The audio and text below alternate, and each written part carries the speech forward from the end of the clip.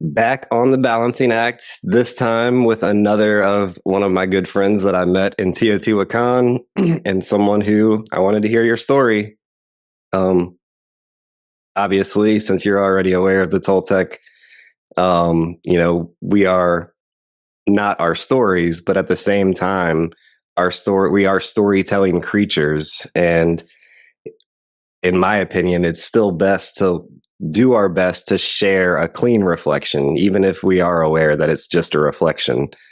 Um, and I think that's how we're able to learn from each other. Don Miguel, when I spoke with him, he had a part where he was talking about like smart people learn from their mistakes, but wise people learn from the mistakes of others.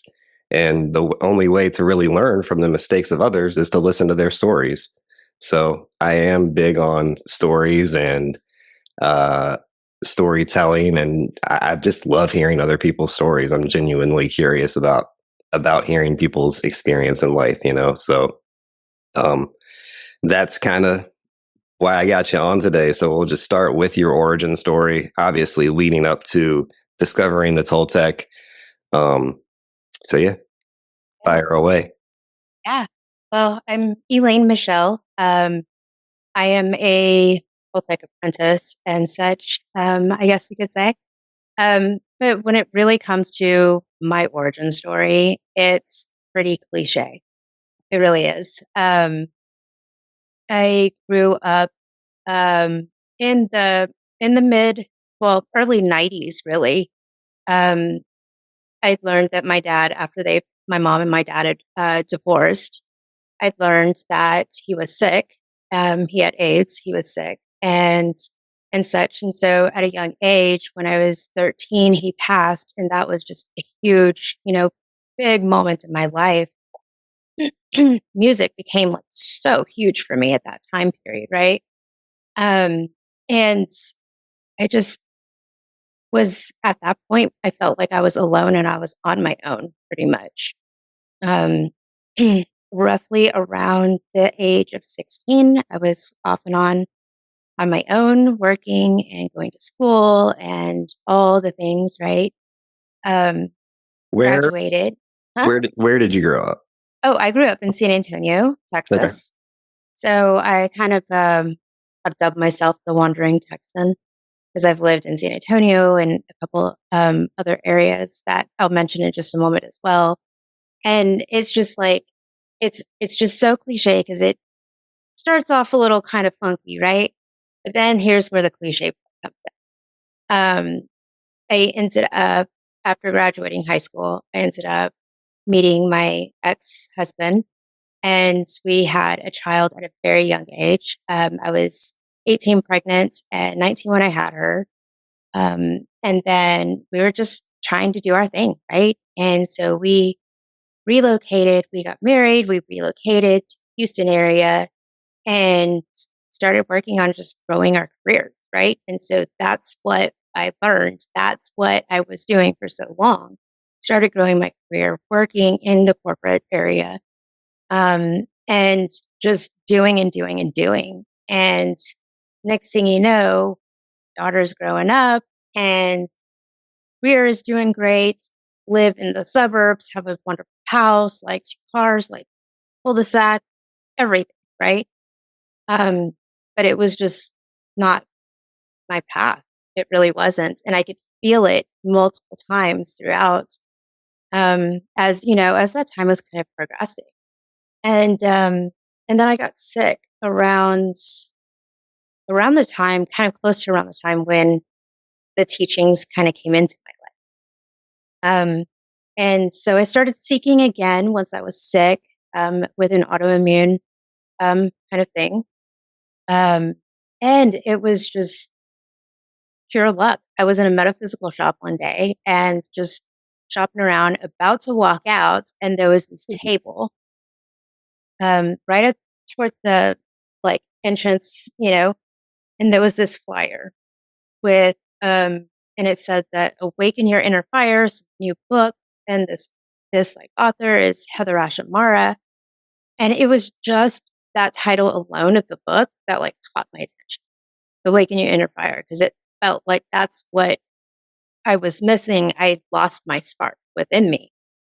Um, and so I went to this event, and that's where I tend to joke and I say that that's when I feel like I was formally introduced to my judge and my victim, because that's when Heather Ash started kind of sharing about the Toltec wisdom and philosophies and such, and it just really kind of really caught my attention. And so I kind of like hung out a little bit, like checked out their newsletter, like did a couple little things, right? And it wasn't until my career was like really, really amping up. I was working, traveling back and forth between Austin and the Houston area.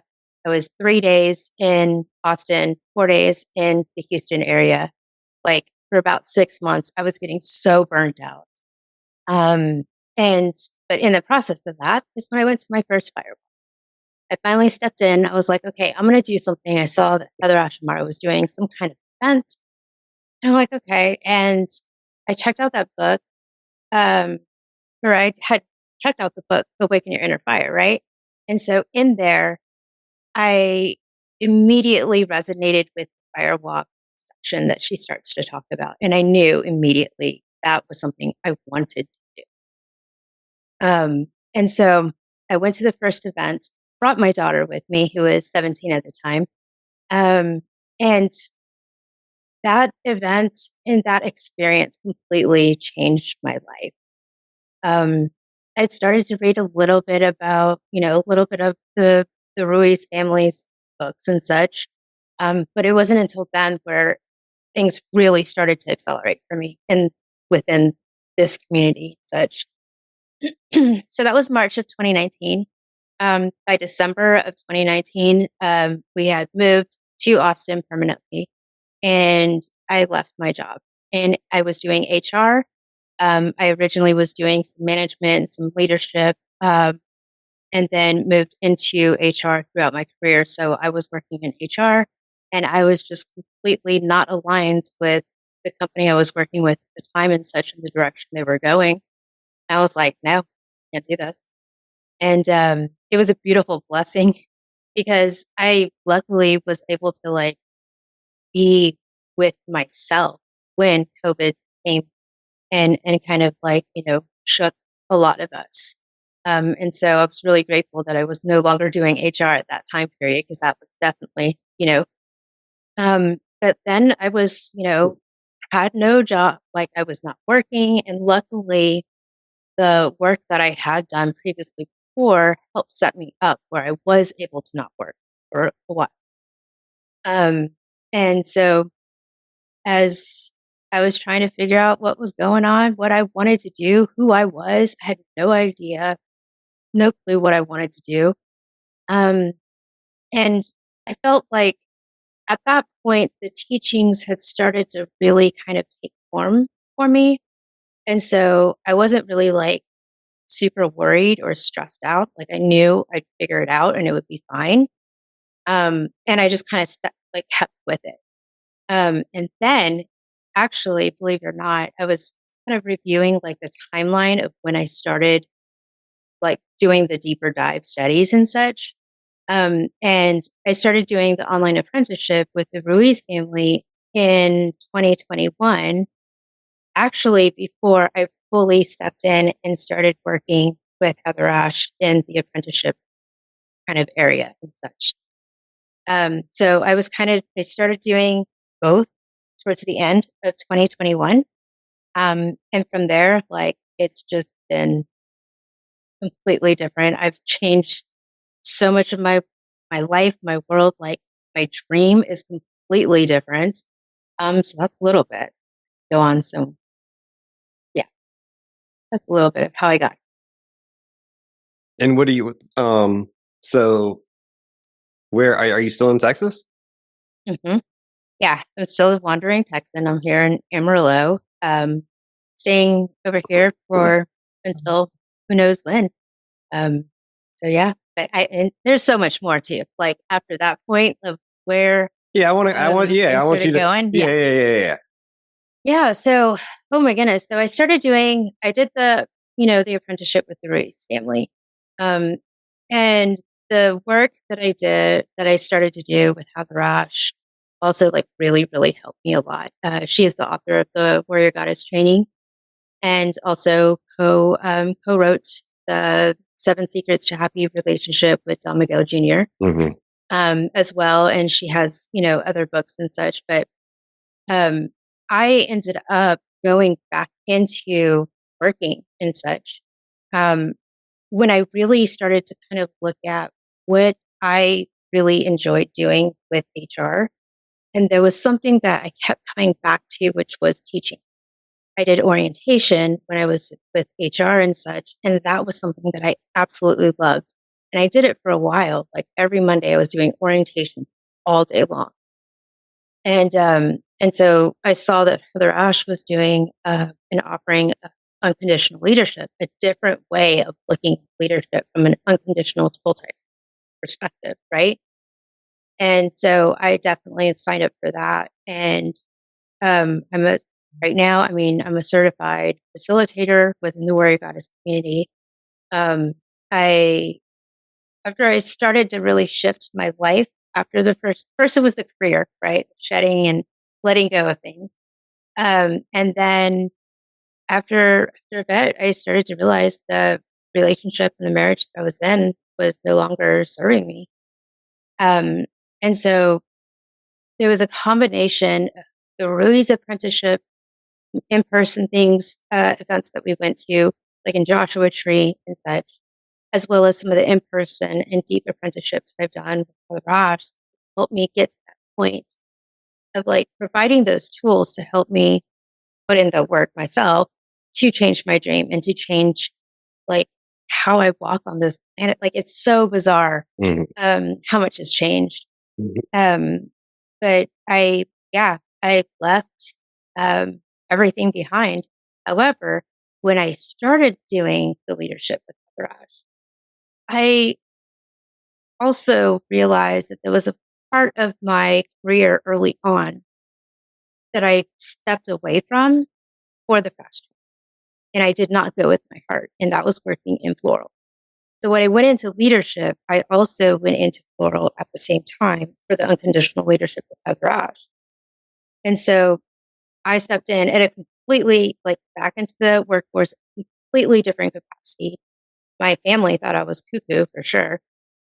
Going from HR to working and playing around with flowers and plants all day long. Okay, I was like, I was gonna ask, like, so I was like, is she saying floral? Yes, so that's what you were saying, Mhm. floral. Okay. Yeah, absolutely. And so it was so interesting. Like, you know, it, I, I did no longer was in that like fast track mindset of like, gotta earn, like the scarcity, like all those things. I'm like, no, I want to enjoy myself. I want to enjoy my time that I have. Um, and so, yeah, like I started kind of shedding and just like shifting things. And so early 2024 is when I stepped out of stepped out of the relationship and such, and decided I was gonna get on the road and I wanted to do the van life thing. Um, and Sure enough, I went to an in-person retreat at Warrior Heart Ranch, which is some land that the Ross stewards in New Mexico. And I was there and I told one of my really good friends, Laura Stock, who's a musician and also a fellow apprentice within the Warrior Goddess community. I was like, I think I'm going to go on the road. Like, I'm going to just try this van life thing, like, see what it's all like. I want to do it for a little bit. Like, I want to experience that. And she was about to go on the book tour with Heather Ash for Wild William Wise, her most recent book. And so Laura was like, well, you should come with us. And I was like, okay.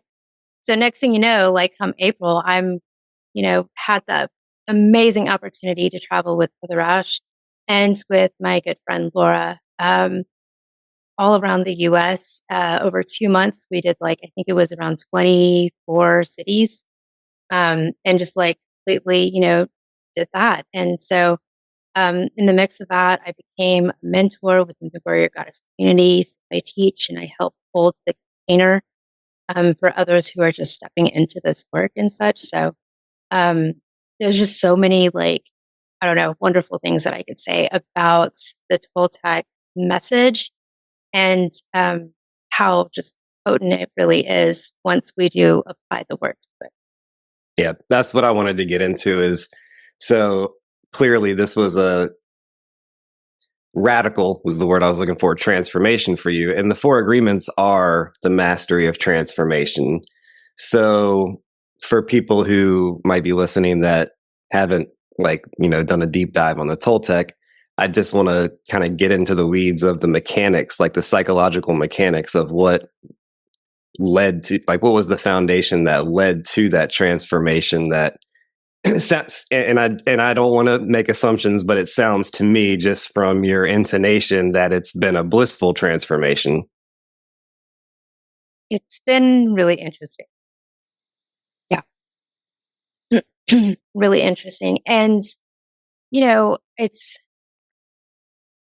one thing that I do want to say in regards to what you just shared, just kind of came to me is honestly, with this work, I have been able to very, very gracefully change and shift my world. I really have.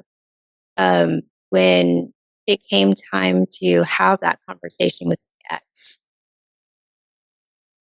it was, I feel like it was done so beautifully and so gracefully in regards to how I approached it and then how we were both able to just talk about it um, and really just come to that realization and just put it on the table of look, there's cycles within, life is not linear. It's very cyclical. And, it's our time together has played its course, we've done great things. We have an amazing daughter. And this is one other thing that we can do really, really gracefully.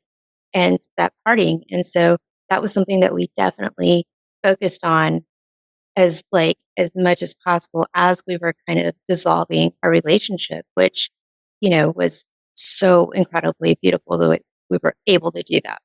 This is beautiful. And I actually, because of my personal experience, I want to go a little bit deeper on this because did you guys even get a lawyer or did you just do the mediation thing? Yep. Same with me and my ex. And I 100% attribute that to the Toltec way of communication and just not making assumptions, not taking things personally, being impeccable with your word. I mean, literally just exactly that, Mhm. Yeah. It's so crazy because yeah, just thinking about it, I can't even imagine how it would have gone if things wouldn't have happened, would have, Um, but yeah, it's the teachings and just have helped me and taught me how to help hold myself and to help and circling back to the unconditional leadership. It's not necessarily being a leader for others necessarily. It's mainly being an unconditional leader for yourself and help leading yourself, guiding yourself. And those teachings of has just really helped me get to a place where I am very compassionate and like and loving fully with myself as so I don't know. It's so beautiful and I love just the magic and the power and the potency that the teachings have, of course with the applied effort and such. Um but it's just they're so powerful and they're so beautiful and I want to just share it as much as I possibly can. I'm a firewalk instructor now. I'm certified firewalk instructor. I have done a bunch of different things where I can gain as much as I possibly can and then start to share my story and share how the tools have helped me as well. But mainly it's just to help others who are in that place of practice of stuff. I did have my next question in mind. So firewalk, you can still hear me? Mm-hmm. Okay. So firewalk, is that barefoot walking on the hot coals? Is that what you're referring to? Yeah. Okay. So that I just want to hear how does that not burn your feet? I'm sure that's the first question everybody asks, right? Yeah. Yeah, most definitely. Yeah, I mean, when you are walking on well, first, here's the main thing, right? One of the first things that we learn, one of the first agreements that we learn that we make, as we are getting domesticated and we're learning language and such, is fire burns, right? It's one of the main things that we know that we've learned, right? And if you end up walking or you don't walk, it really doesn't matter because you are still going to see the impossible become possible. Whether you are witnessing someone walking on the coals or you are walking on the coals, like it's just, it shifts and it changes like the foundations of what we know from when we were young, right? And there's multiple different ways that people have tried to explain it and such. And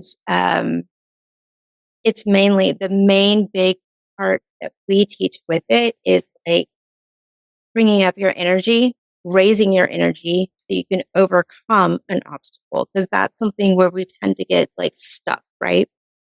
When we're in scenarios or situations. And like obstacles will come up and we'll bump up against them, we'll go around them, we'll do all sorts of things, right? Because it seems like it's so difficult to overcome them. And one of the main reasons why that tends to happen is because our energy is not where the energy level is for that obstacle. And so if you have like, um, if there's like an obstacle that you have that has this much energy and your energy is right here, it's going to feel like a mountain. It's going to feel like so much. But when we're raising our energy, it doesn't seem like it's much of anything. It's just simple. It's just like, okay. And so that's something kind of similar to, So when you say energy, are you referring to like your chi? Because I mean, this is a yes. physical body. Okay, okay, okay. Mhm. And how is that done? Or how is that? So, I guess that can be done in different ways, but how is that done for you? um, so from, well, in multiple different, it varies. It really does. And, each one is different. And honestly, like we don't necessarily know, even as instructors, we don't know if we're going to walk. And that's one of the things that we also tend to kind of talk about when it comes to like saying like, oh, I'm going to do this, right? It just like life. We can say, oh, I'm going to do this. If this was to happen, this is what I would do. But we really don't know until we're face to face with it. And that's how it is with the fire. And that's how that relationship is with the fires. Like we don't know if we're going to walk or not until we're right there. And so there's like definitely that energetic, that feeling sense within it. But then we do other things like we'll do chanting, we'll do like different, different stuff just to kind of help bring up the energy. We'll do some drumming, some different things and such, put some parameters in place, some safety parameters. Um, and like it's so beautiful to be able to help provide like some kind of like transformation, some kind of seed or plant, something that is just like tossed there in some potential fertile minds, right?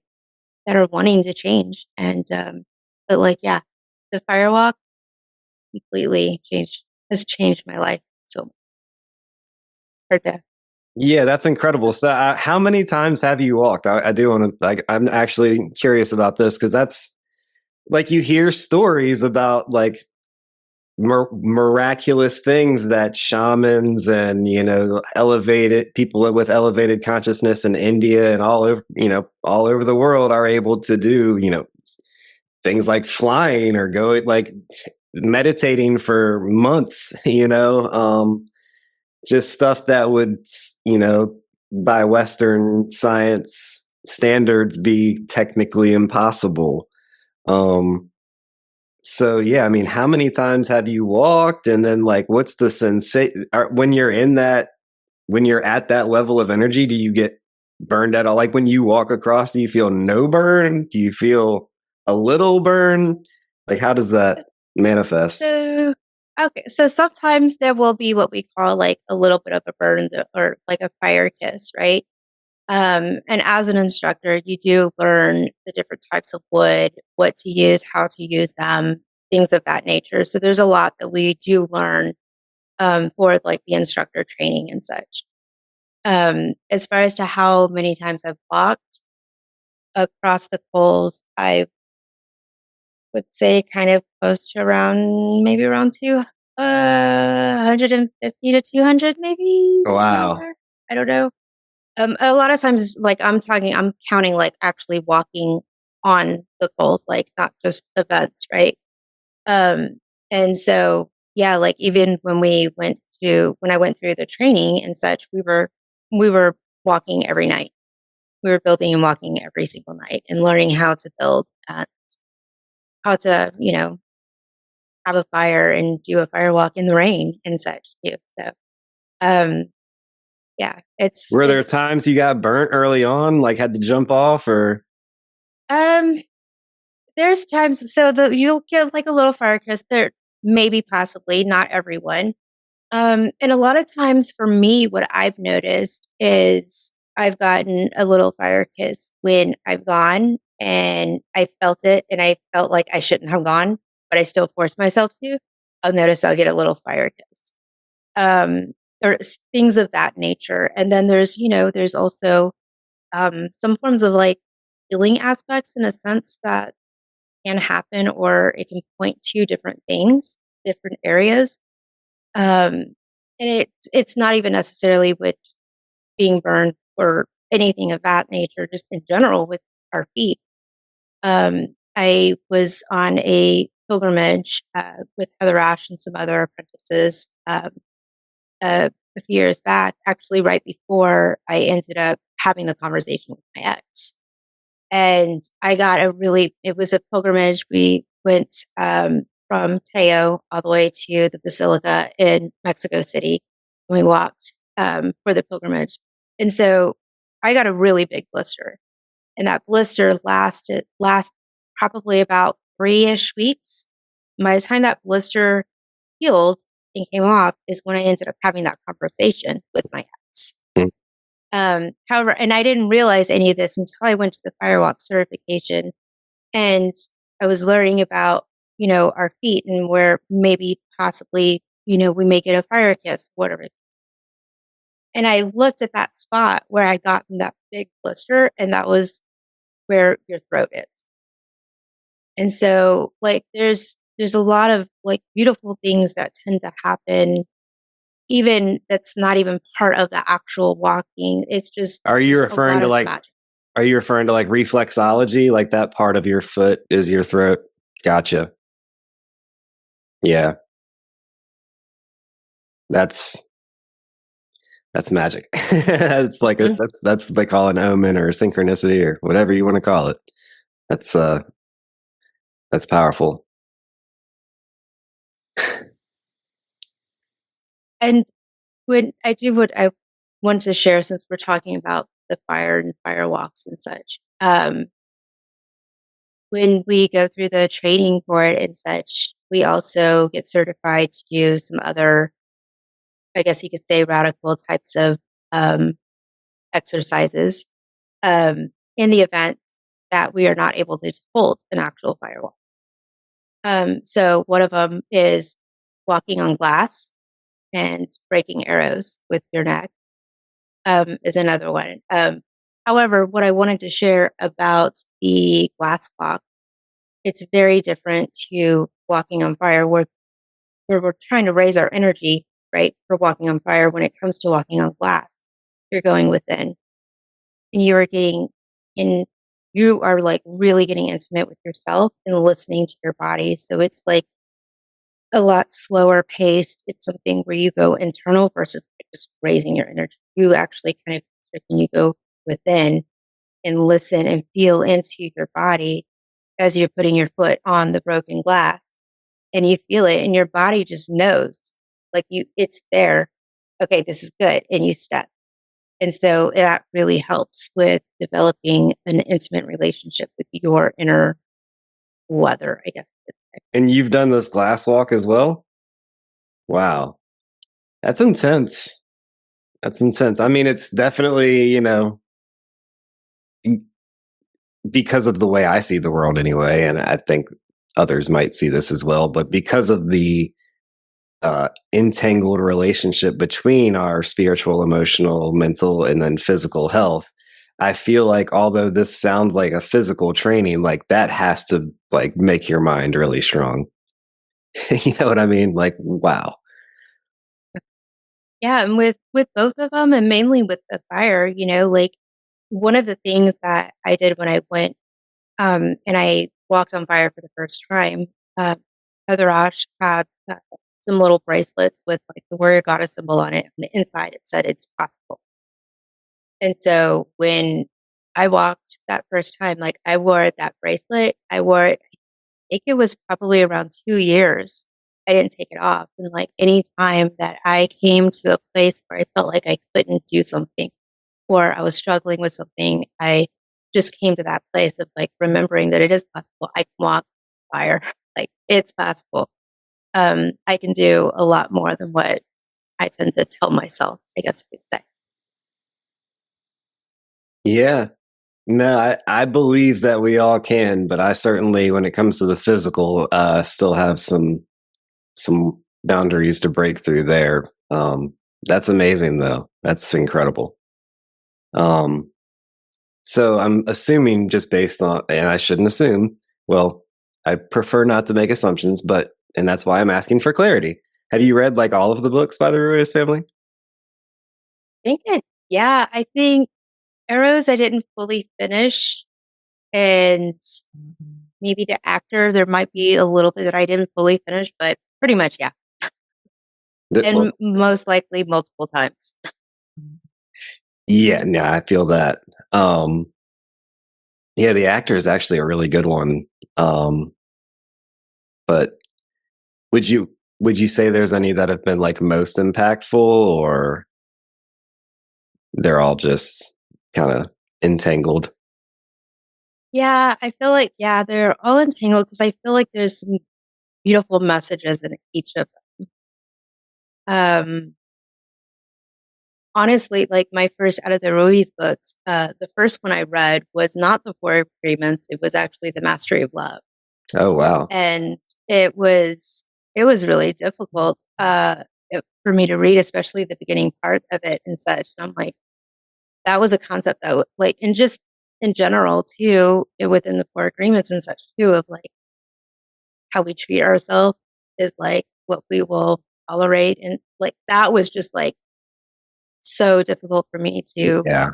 wrap my brain around. The part where he says we only tolerate the level of abuse to which we already abuse ourselves. And I mean it's logical, I understand if you're in like still in a traumatic situation, how that would be really, really difficult to digest.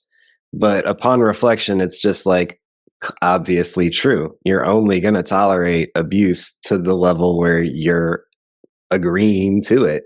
Once somebody abuses you more than you abuse yourself, you're just gonna walk away. Like that's just logical. Yeah, definitely.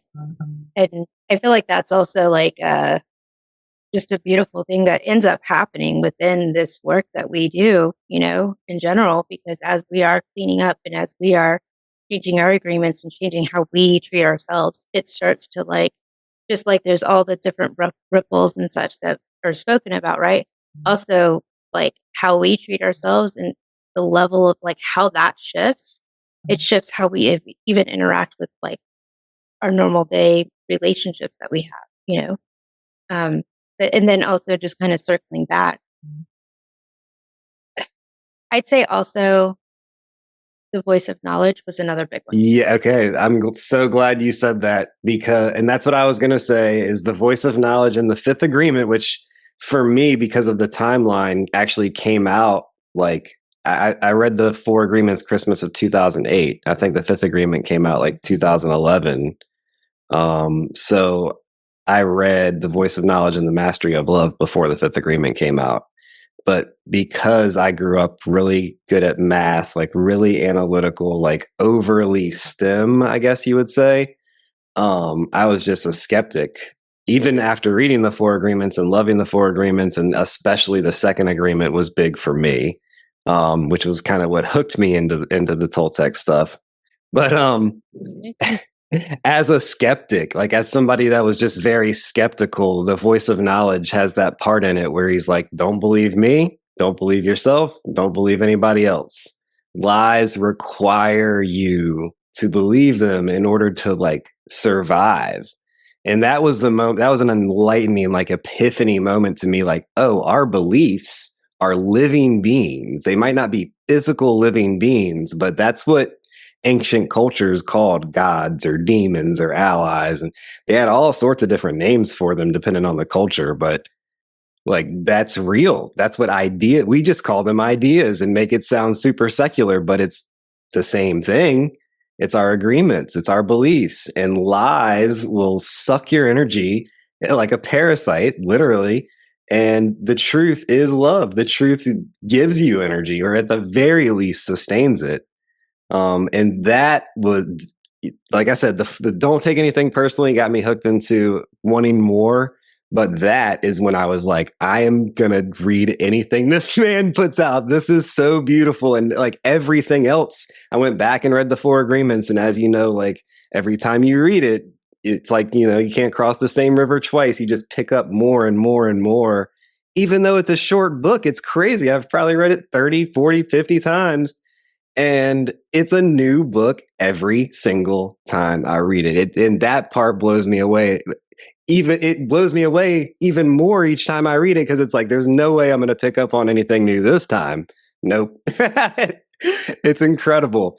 And it's truly magic. Don Jose says that in his intro to the Fifth Agreement. It's like, it's truly magic. Every time you read it, it's a brand new book. And that's been my experience. Yeah. Oh, it's most definitely been, yeah, for sure, my experience as well too. And something that like I always kind of, I don't know, for me, like I kind of circle back to when I do go back and revisit the books and such, it's like I'm going in with that awareness, knowing that I'm a completely different person than the last time that I read it. And so it's going to resonate. There's going to be different things. There's going to be new agreements that I made, some that I lost, like, and broke, and it's a completely different person. And so it's like, what I'm excited to see, like what's going to come up, and this is something that actually came up earlier today. So within the Warrior Goddess, within the Warrior Goddess community, there's a 9-month program that Heather Ash does that just actually started today. So it's Journey of the 9 Moons, 9 months long, and it's pretty much going through in very like in detail of like the Warrior Goddess training book, which is actually part of where the Warrior Goddess training book came from. Was a program very similar to, pretty much called something different, of the Journey of the 9 Moons. And in there, I was asked about why, like, what am I excited for doing Journey of the 9 Moons again, right? Because I've done it multiple times. And like, what I'm excited about. And that was what I was sharing, is like, I'm excited to see what's going to come up. I'm excited to see what I'm going to learn, what new is going to be, like what oil or what gunk of mine or agreements that are ready to be shifted, like what's going to come up, what's going to like reveal itself to clean up. And I love how how Don Jose has, and has talked about multiple occasions on how he'll get excited whenever like someone, says something and it ruffles him up and ruffles them up in some way, shape, or form, right?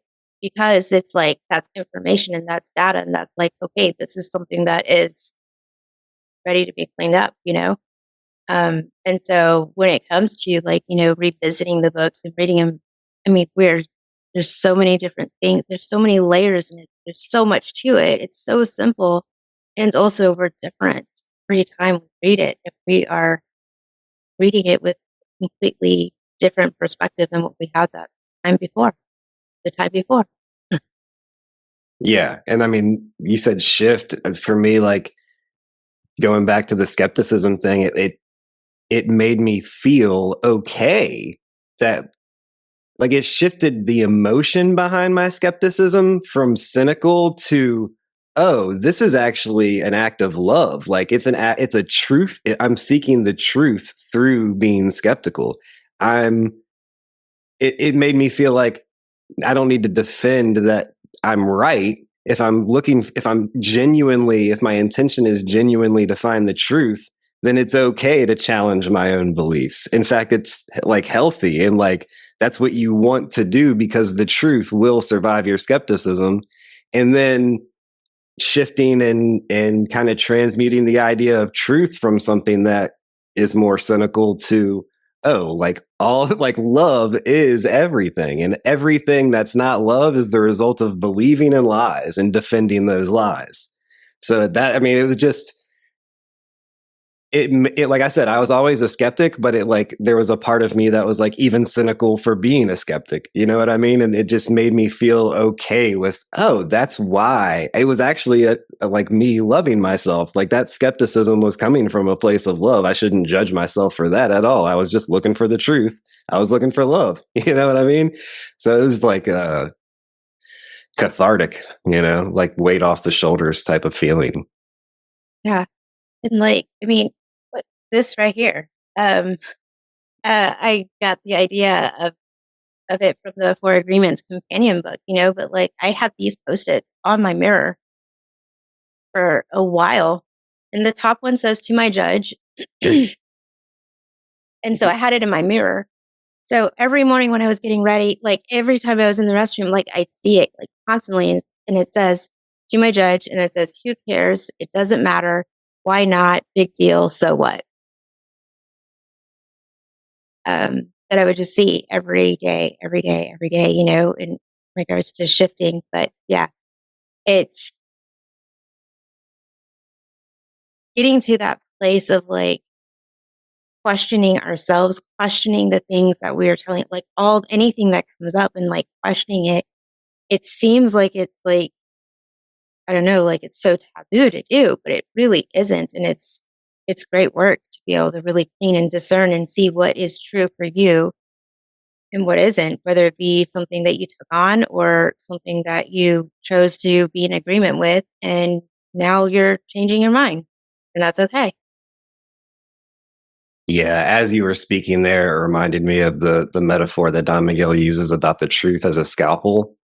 Like it might hurt to cut the lies out, but that's all you're going to heal. And it's the only way to get the lies out. Um, so again, it might come across to the judge and the victim in the moment of like making that leap of faith prior to the transformation of like, this is going to hurt, but the end result is like you're healed, and the truth it actually does heal you, even if it might hurt, and it hurts the lies. It's not hurting you. You know what I mean? Yeah. Yeah. Yeah.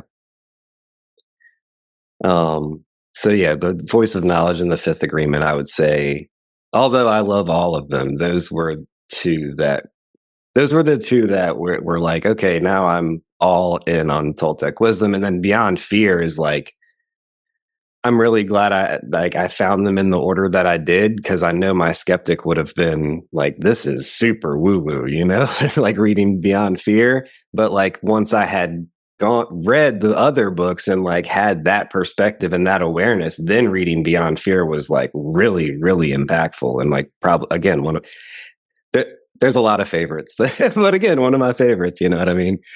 Um, so Yeah.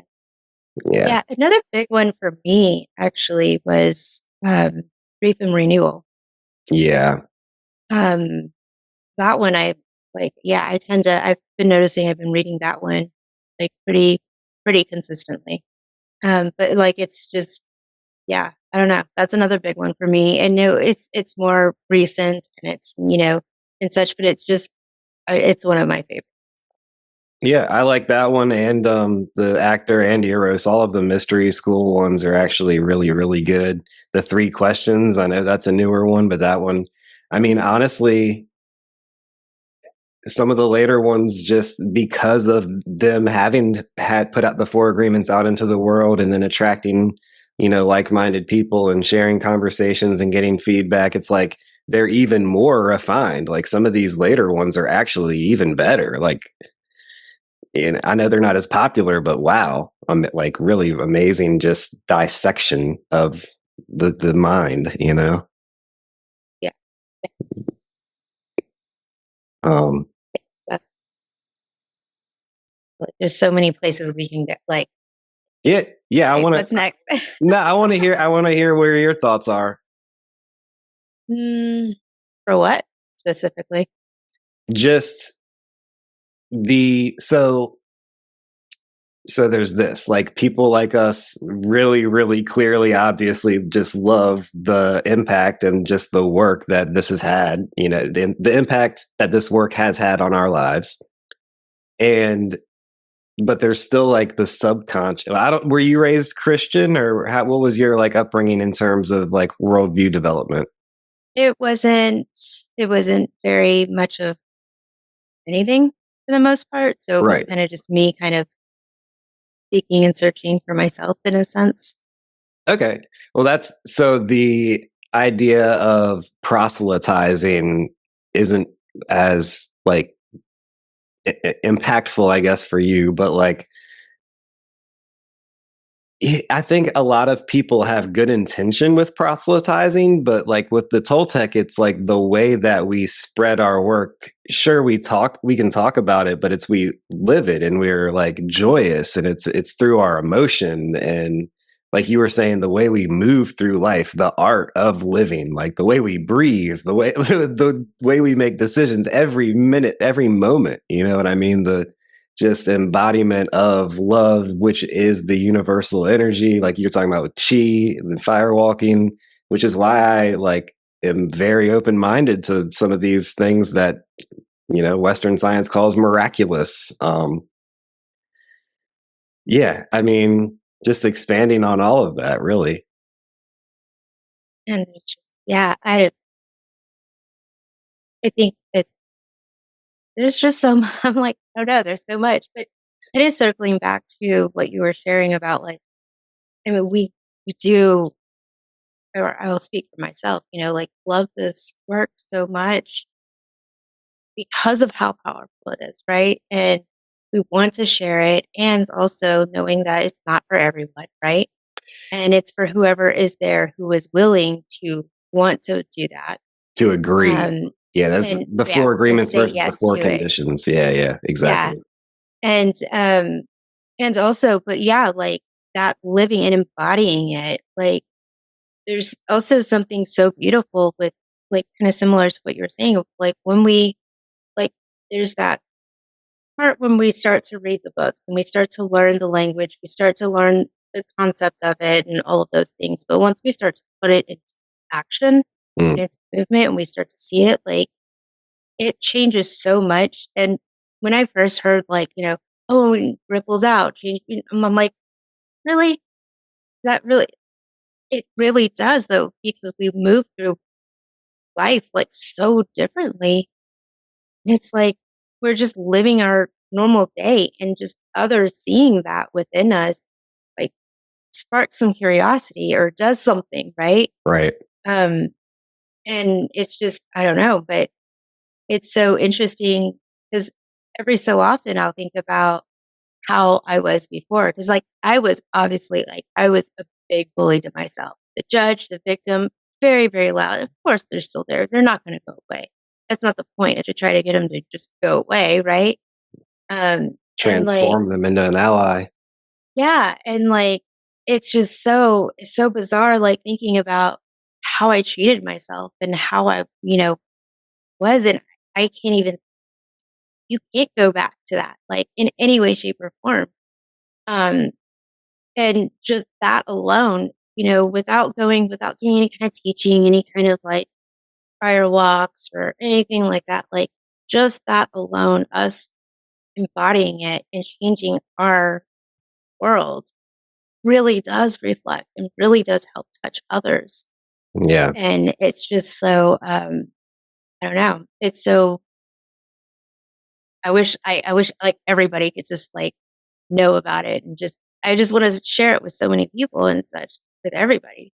That's Um, that was the feeling I had, especially like after reading The Voice of Knowledge, and I would share it, like overshare it, and maybe a little too passionately, where it was like almost pushing somebody away, or it felt like that I was being dogmatic about it. And that's why I just love Don Miguel Jr.'s more recent teaching about the four agreements versus the four conditions, because I could see, especially early on when I just dove head first and fell in love with these teachings, that I was like kind of being a little pushy about it. And like, but even also because of my emphasis, like the way I was brought up, the emphasis of self-discipline, like I was still kind of coming from a place of like it using using the four agreements as four conditions against myself too. Like I'd get really upset with myself if I took something personally. I'd get really upset with myself if I wasn't impeccable with my word.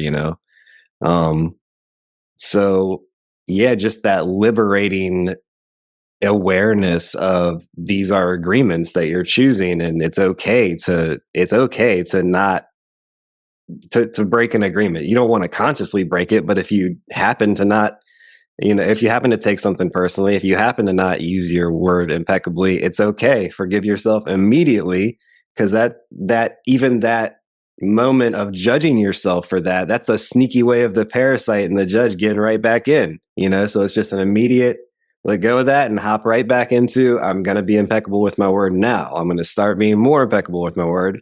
I'm going to use that experience as fuel to motivate me to stay impeccable and to not take myself personally and to not judge myself if I do take something personally. It's like that extra layer of, oh, it's the whole point, the whole purpose of the four agreements is to liberate yourself from the parasite. Don't take it personally if you do turn the four agreements into four conditions. Just let it go immediately and go right back into the agreement aspect of it. It's your power to agree to this. And if you want to agree to it, then do it, Mhm. Yeah, it's like, with that awareness, that's when you're at choice on how you want to, you know, continue on or not continue on and change it. Um, and yeah, like circling back to, the earlier times and just wanting to like share it with everybody and all that stuff. One thing that really, really helped me, like, I don't know, I feel like it helped me not in the way that it was intended to help me. I went to an in-person event on the land at the Warrior Heart Ranch. And at the end of it, one of the other mentors and one of the main folks who helps hold the container within the Warrior God community, Serena, had shared this story. And I forgot what type of story that it's called. But it was this like really impactful story about overall, like when you go back into the wild, the real world, whatever it is, when you go back to wherever you came from before you went to that event, that oftentimes we will tend to just like, all of this is with energy, right? We get so excited. We're like, oh my gosh, I did this and I did this and I did this and all of that. And we start depleting our energy when we're doing that, right? And so holding back and being like, oh, the food was great.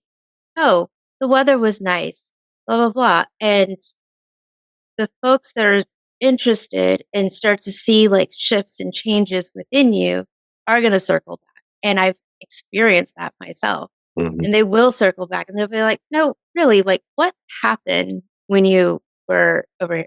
And then that's when we go and we can share and such. And hearing that, like it really changed a lot for me in regards to how I share, the teachings and such with others. So I was like, okay, yeah, it's when you think about it that way from the energy standpoint, it shifted it for me for sure. Yeah, absolutely. I feel looking back, I've probably given that book away like somewhere between 30 and 50 times. Um, yeah, just it's I'm proud of it looking back, because I know, like, even in those moments where I might have been a little over passionate, like it was coming from a place of love. So I'm able to just forgive myself for even those moments that I feel like I wasn't exactly on point, per se, but like my intention was still on point. Like my intention was there. It was just my execution of like delivering the message with, like you were talking about, the right energy was distorted. But it was like I didn't even know better because of my own conditioning. So I'm just like, even though what I was sharing was in alignment, the way I was sharing it was not in alignment because of my own conditioning that I had still yet to process and still yet to excavate, so to speak. But I'm still able to forgive myself because I can just see that my intention was always right. My heart was always in the right place. So it's just all, but even those levels and even those layers, it's like I'm able to do that work because of this awareness. And so the gratitude that I have for this family and this information and it just their energy is just beyond anything that I could ever say, for sure. Yeah. Like, for, yeah, 1000%. It's, yeah, it's so wonderful. Like, there's no words to express. Yeah, no words. Do you remember, because you were there, and I would just want to bring this up. I've mentioned this story a couple of times. I'm not sure if it was with Michelle or exactly who it was with, but I was actually reading Euros at Teotihuacan, and we had like a class or something. I was reading it at lunch, or I guess it was lunch, or it might have been like an afternoon break or something, but it was still daytime for sure. And I usually like to stop at like one of the stopping points, like where the little asterisks are, or at the end of a chapter, or I guess they're days with the mystery school. But in this particular instance, it was just like in the middle, and it was like we had to go do something. So I just threw my bookmark in there and, put it in my book bag. We went, did whatever we were doing for the day. And then that evening, we had the fire ceremony. It was New Year's Eve. And after the fire ceremony, we still had the fire and people came out and like a few people were playing guitar and stuff. And you were sitting out there. Do you remember when I just like, there was a moment where I looked at Jess, who was there, and I just handed her the book. I was like, there's no fucking way. And where I had opened up, because I had just got it out of my book bag. I hadn't read it since lunch or whatever it was earlier in the day. And it was like, imagine you are sitting around a campfire at night. That was like the first sentence, and you were just like, "Yep, stuff like that happens here." Yep. What is going on right now? Yep. Yeah. Yeah. So that's just an example of the like magic that happens at Teotihuacan, and just when you're around a group of people that are in this awareness and this frequency, it was just an incredible moment. They call them synchronicities or whatever you want. Again, whatever you want to call them, but it's just that's like a you're in alignment moment. Incredible stuff.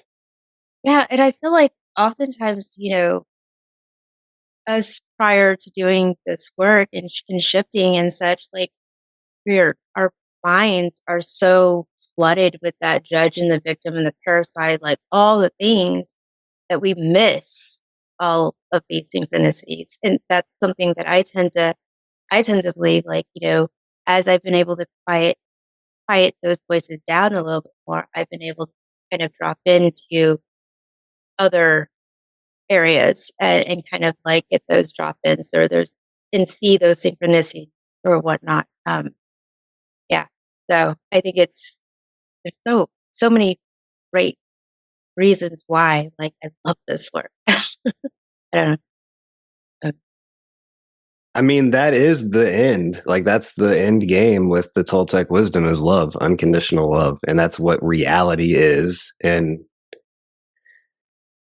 they wrote the books because people are living in the world of language and in their voice of knowledge, right? But ultimately what they're doing is they're pointing people to the light. And even the word light is like a symbol that we use to like try to share something that's beyond the world of sound. And that's just in the moment. It's immersive. It's just, people call it consciousness or nature, religious people, God, Yahweh. It's like they're all just putting a symbol on truth, but we have to use words we don't have to, but we have to share with people who are still caught in the voice of knowledge. It's the only way to get through to them is to point them to the light, but ultimately it's their choice and their own energy and awareness that has to just see. Yeah. Simply And see. yeah, and then I think there's also a a level of of I guess you could it sounds kind of weird saying it this way, and also almost like a level of skill on our part in regards to learning what language they speak and shifting the message to a way that they can understand. Great point. Yeah. That's the mastery of intent right there. Yeah. That's beautiful. So I guess now, what do you like? So once we have this awareness, it's like, what do we do with it? And so for me, I'm just trying to align the way that I live with abundance and sharing, amplifying this message in a way where I can almost like, I don't even want to talk about it in the terms of money, because I feel like if we were all psychologically this aware, even money would start to transform its very nature. Like radical stuff, you know what I mean? So I guess I just want to hear your thoughts on like amplifying the message without distorting it. I think going back to some of the main teachings uh, from their grandmother, from Sarita, it's you know, we do it in our own way and we share it with our voice and share those stories in our own way. Um, and one thing that I feel like the Rash has done very, very well is within the leadership stuff, the I guess you could say the level one, unconditional leadership. And you're able to pretty much do a foundation series that teaches the Warrior Goddess training, or a reclaim workshop once you've completed that, right? And so one thing that she has done really, really beautifully is she has it laid out. It's not anything where she gets money, nothing like that in any way, shape, or form. And it's okay, this is here it is. These are the teachings. These are her stories and such. And she's like, you can share these as you are embodying them, as you are growing and learning and putting all of these tools into motion. You're going to start to have your own stories, and you can start to share your stories and how the teachings and how those tools have helped you. Yeah. And so I feel like she did a really great job doing that and helping us get to a place to have a good solid ground in sharing the message in a very authentic way for us. No, that's really great, because I was a little bit my thoughts were a little jumbled when I was like trying to get the question out, but as you're talking, I feel like I was able to distill it in a way where it's like, okay, so now I'm clear. Now I'm detoxified, but now I want to be stronger in that love. You know what I mean? So it's like once you get clear, I feel like that's the natural next step, is to want to be stronger with what you've now detoxified, if that makes sense. Like on a physical level, like I feel like I'm more detoxified, but I still, even on a physical level, I feel that same thing where it's like, all right, I'm detoxified now, but I want to be stronger. So it's like you were saying, like having gone through that transformation and now living on the other side of that transformation, that's going to result in personal experiences. So now you have your own stories to share. So, like, I think that entire exercise of this back and forth conversation that we're having right now is pointing to the value of stories, as I mentioned at the very beginning. Like, our stories have so much value, especially when they're a clear reflection of truth. Like, we can still have the awareness that it's just a story, but at the same time, understanding that the intention behind the storyteller is to tell a true story to help us apply to our own life experiences, to help benefit us, to help get us to where we want to go more effectively, more efficiently. Um, so thank you for sharing that, because that was perfect. No, thank you. And I mean, something that came to me is something I was thinking about the other day is like when it comes to like, okay, like how do we continue to grow for ourselves, Right. right? Amplify and strengthen. And Yeah. amplify, right? And so for me, like when I was sharing and I was talking with someone about this the other day, I was like doing like simply doing like if I have a class that I'm going to teach, um, just like literally prepping for it, which it's not very much. It was more at first, and now it's more like more drop in and feel into what is needed with the group and such. But like it's we are still doing the work at a different level. Like we're doing it almost in a sense before you go to teach it. So you're still like doing the work and you're still like working through it. Like for instance, like I shared, the journey of the 9 moons within the warrior goddess community started today. I'm holding a container within that community for the pods where they meet every other week and they have discussion questions that they go into breakout groups. And so like I'm excited to be going through Journey of the 9 moons again. It's, because I'm also going through the program at the same time as everybody else as well. And so there's still ways that, kind of similar to what we were talking about earlier with like reading the book and then we're a different person. There's all these different layers, right? I also feel like there's a piece of us that like will start to work on something, start to figure something out. And like those onion layers, it's like we can't even get to the foundation, like the deep, deep, like agreements that are edged in there until we start to uncover some of the others. Right. And so, yeah, I don't know. It's still, I feel like when I'm in that capacity and being like in helping being a guide or being a mentor with the community, or with other things that I do outside or whatnot, like just alone doing that is still pushing. It's still keeping me refreshed when it comes to. Yeah. No, a good friend of mine, who actually the person who introduced me to the four agreements, we were talking about the mastery of life and the mastery of self and the mastery of love.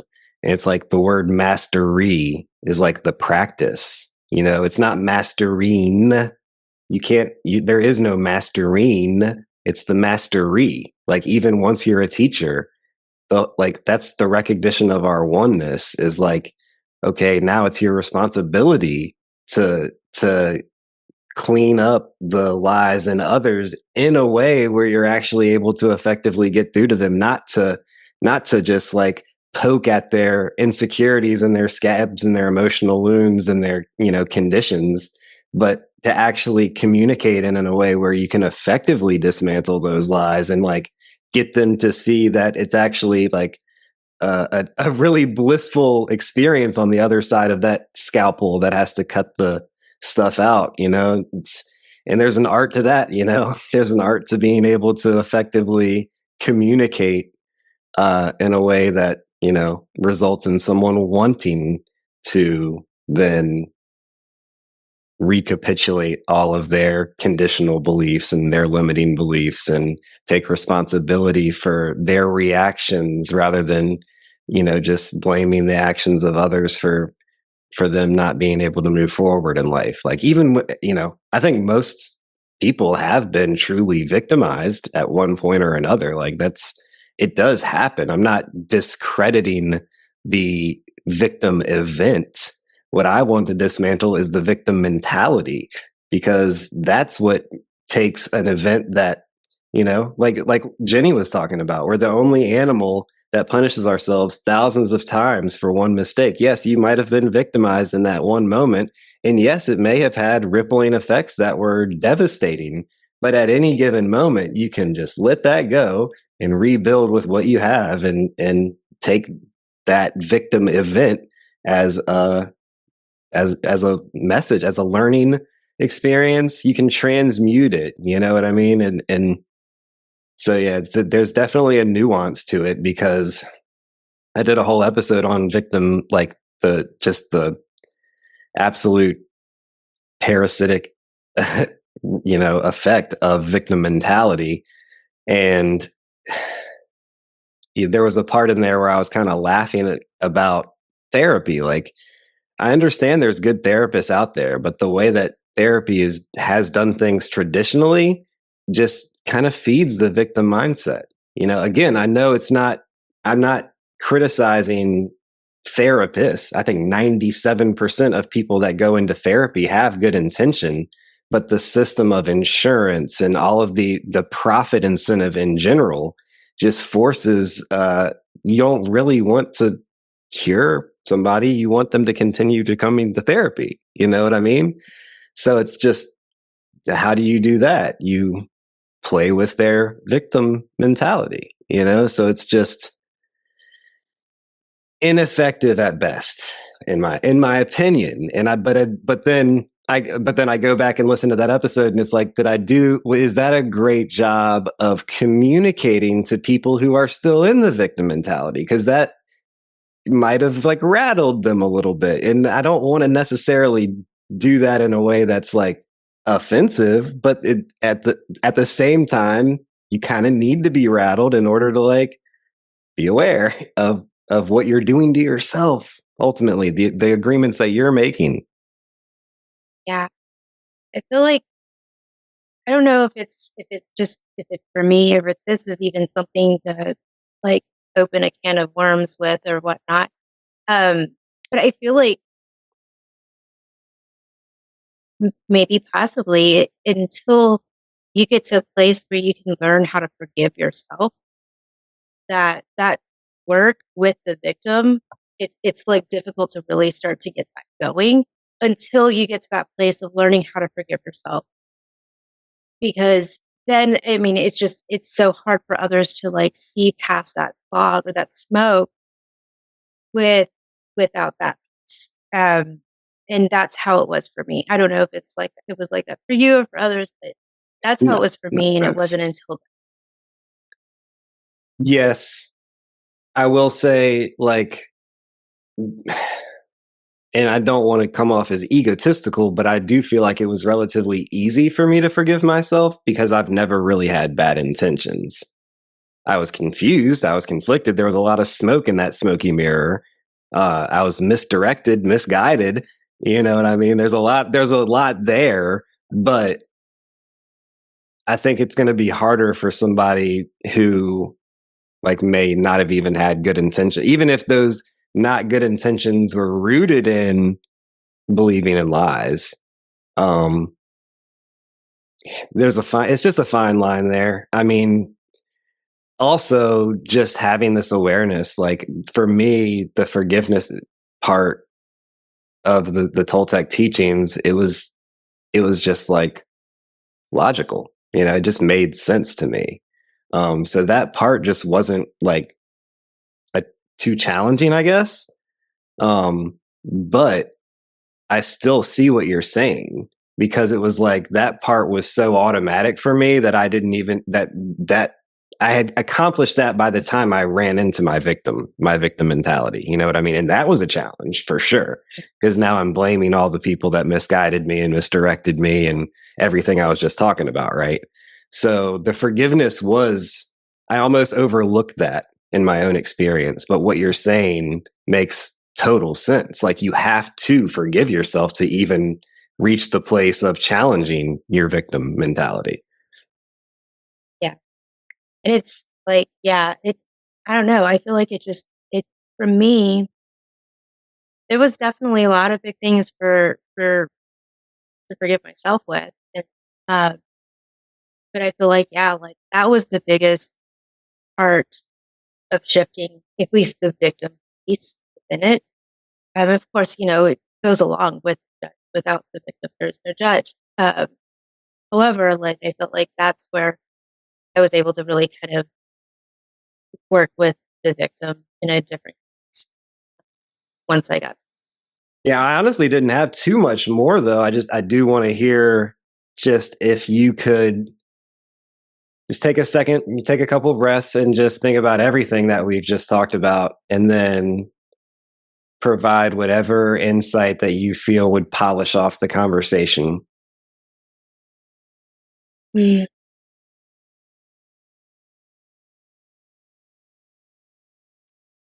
I'd say for anyone who is like who's listening who maybe doesn't know too much, is just hearing like us having a conversation about it, um, it is a lot of work and it is so rewarding and it really is possible. Um, there's we really it's just that willingness to step in and to do that work, because we can read a book, we can listen to an audiobook, we can read a book and close the book and set it down and okay, I read the four agreements. But until you start to really like put them in motion and such, and it's going to get messy. Like it's going to get funky. There's going to be places where we start to look at and we make, okay, I'm working on these agreements and our loved ones didn't agree to be working on those, but then we start to judge them because they're not in alignment with us. Right. And such. So it's just like really being willing to like allow yourself to make mistakes, allow yourself to kind of clean up and know that it doesn't happen right away. It's going to take some time. I think those Yeah. would be some of the main things. Yeah, two things I took from that. The dream of hell is founded upon making assumptions and taking them personally. Um, and then beyond that, the willpower part, like in applying it, it's like knowledge without application is just a good idea in the wind, you know and having the willpower to apply them is exactly like you were talking about. It's very challenging when you already live in the dream of hell and you're already making assumptions even about what you're hearing about the Toltec and then taking them personally. uh he says in the four agreements, everything in the dream of hell, which is what we are in, unfortunately. I mean, it's weakening. It's weakening, which is great, but we're still there. And everything in the dream of hell is a setup to break the four agreements. It's a setup to take things personally. It's a setup for you to not be impeccable with your word. It's a setup for you to have excuses to not do your best. So, yeah, that everything you said just resonated. It's like the willpower aspect, the application of the teachings and the knowledge in order to actually gain from them. It's not a conceptual like thing. Like, yes, it is a site. It is in the world of mind. I guess it's not. It's at least not physical for you to take these agreements upon yourself, to choose to agree to them, but. Um, Lost my train of thought there. Um, Yeah.